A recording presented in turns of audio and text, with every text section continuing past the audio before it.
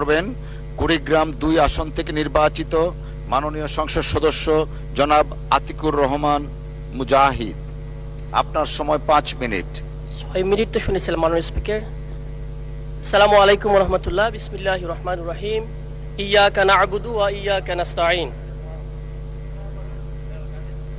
মাননীয় স্পিকার, আপনাকে ধন্যবাদ। মাননীয় স্পিকার, গত 17 বছর ধরে বাংলাদেশের এক গুমতন্ত্র চলেছে, ফেসিবাদের নির্যাতনতন্ত্র চলেছে এবং এমন এক দুঃশাসন চলেছে যে দুঃশাসনে নামাজ পড়লেও বলা হতো জঙ্গি। সেই রকম একটা ইসলামোফোবিক সিচুয়েশন থেকে আমরা আজকে পার্লামেন্টে দাঁড়াতে পেরেছি। এই জন্য আল্লাহর দরবারে শুকরিয়া আদায় করতেছি, আলহামদুলিল্লাহ। সেই সাথে আমি আজকে শরীফ উসমান হাদি সহকারে জুলাই অভ্যুত্থানের সেই 1400 শহীদকে আমি শ্রদ্ধা ভরে স্মরণ করছি, আল্লাহর কাছে দোয়া করছি আল্লাহ যেন তাদেরকে জান্নাতের উচ্চ মাকাম দান করেন। সেই সাথে আমি স্মরণ করতেছি আধিপত্যবাদ বিরোধীর যত শহীদ রয়েছেন, বিশেষ করে এন্টি ইন্ডিয়ান হিজমনির আমাদের সবার পরিচিত বেগম খালেদা জিয়াকে আজকে আমি থাকলে হয়তো আমরা ভালো লাগতো, তাকে আমি স্মরণ করছি, তার জন্য আমি দোয়া করতেছি। মাননীয় স্পিকার, আমি এমন এক জেলা থেকে এসেছি, আমার জেলার সামনে বিশ্ব সংযুক্ত করা হয় দারিদ্রতম জেলা, একটা মঙ্গা পীড়িত জেলা, একটা নদী ভাঙ্গন পীড়িত জেলা।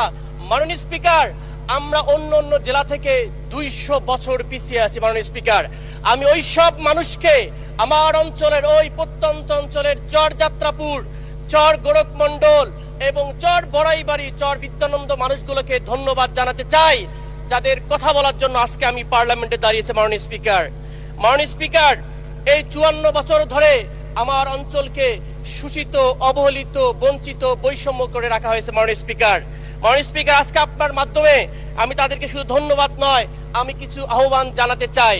মাননীয় স্পিকার, 25 লক্ষ মানুষের এই জেলায় মাত্র সদর হসপিটালে 25 জন ডাক্তার রয়েছে। মাননীয় স্পিকার, কিভাবে সম্ভব 1 লক্ষ মানুষকে একজন ডাক্তার চিকিৎসা দেয়? এই অঞ্চলের মানুষের জন্য ইমিডিয়েটলি আমার একটা মেডিকেল কলেজ দরকার, অথবা 500 শয্যা বিশিষ্ট হসপিটাল করা দরকার। মাননীয় স্পিকার, শুধু তাই নয়, কোনো আইসিইউর কোনো ব্যবস্থা নাই। আমি রিসেন্টলি ঘুরে এসেছি, 130টা শিশু স্ক্যান নামক একটা শিশু ওয়ার্ডে রয়েছে, কোনো ডাক্তার নাই, কোনো ধরনের ব্যবস্থা নাই। আমরা সেই জেলা থেকে মাননীয় স্পিকার। মাননীয় স্পিকার, আমার একটা উপজেলা আছে সংসদীয় আসনে, ফুলবাড়ি উপজেলা। 53 বছর নয়, 55 বছর ধরে একটা ব্রিজের অভাবে আমরা এখানে মাননীয় আমাদের যে ত্রাণমন্ত্রী, সেই লালমনিরহাট দিয়ে ঘুরে 1.5 ঘন্টা ঘুরে আমার সেই উপজেলা যেতে হয়। মাননীয় স্পিকার, সেই বাংটুর ঘাটের মানুষে আমাদের একটা ব্রিজ দাবি। মাননীয় স্পিকার, মাননীয় স্পিকার, আমি যখন দাঁড়িয়েছি, আমার অঞ্চলের মানুষের এখনো নদী ভাঙ্গন রয়েছে। প্রতিদিন সকালে শত শত মানুষ আমার বাসায় এসে বলে, আমাদের নদী ভাঙ্গন কবে দূর হবে? আমরা 12 মাস ধরে গড়ি, 9 মাস ধরে গড়ি, আর 3 মাস ধরে ভাঙে। এইরকম করে আমাদের এই অঞ্চলের মানুষের বেকারত্ব চলছে। মাননীয় স্পিকার, এই জন্য নদী ভাঙ্গনের দ্রুত ব্যবস্থা নেওয়া হোক। মাননীয় স্পিকার, একটা মাত্র ট্রেন আমার অঞ্চলে, সেই ট্রেনের মাত্র 100টা সিট বরাদ্দ। কিভাবে সম্ভব একটা জেলা আমরা এগিয়ে যাবো? মাননীয় স্পিকার, আমরা শুনলাম গ্রাম অঞ্চলের উন্নয়নের জন্য এই সরকার খুবই স্বচ্ছ, তাহলে কুড়িগ্রামের ব্যাপারে কেন 64 নম্বর অবস্থানে কোনো দেখা হচ্ছে না? মাননীয় স্পিকার, এই অঞ্চলের অর্থনৈতিক উন্নয়নের জন্য ভুটানের ইকোনমিক জোন নামে যে একটা প্রস্তাবনা রয়েছে, মাননীয় প্রধানমন্ত্রী দৃষ্টি আকর্ষণ করতেছি, এই ইকোনমিক জোনটাকে দ্রুত ব্যবস্থা নেওয়া হোক।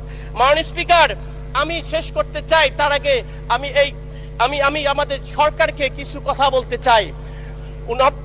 935 খ্রিস্টাব্দে নিজামুল মুলক তার একটা বই লিখেছিলেন, সিয়াসিয়াতনামা।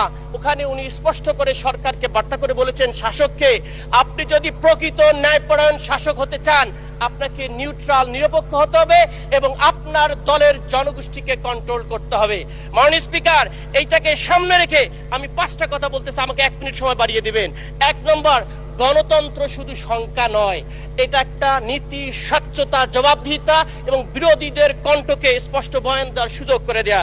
মাননীয় স্পিকার, 2 নম্বর, বাংলাদেশের সার্বভৌমত্ব শুধু সীমানায় নয়, অর্থনৈতিক সার্বভৌমত্ব, রাজনৈতিক সার্বভৌমত্ব এবং আধিপত্য বিরোধীর একটা কালচার, আর বাংলাদেশি কালচার থাকা দরকার। মাননীয় স্পিকার, সর্বশেষ বলতে চাই, প্রতিষ্ঠান যদি না টেকে বাংলাদেশ রাষ্ট্র টিকবে না, সরকার টিকবে হয়তো। এই প্রতিষ্ঠানের স্বচ্ছতার জন্যই এই জুলাই অভ্যুত্থান, জুলাই সনদ, এই রিফর্মটাকে, মিশনটাকে নেওয়া হয়েছে মাননীয় স্পিকার। সুতরাং আমি চাই আপনারা এই জুলাই সনদের স্বচ্ছতার সহিত বাস্তবায়ন করবেন।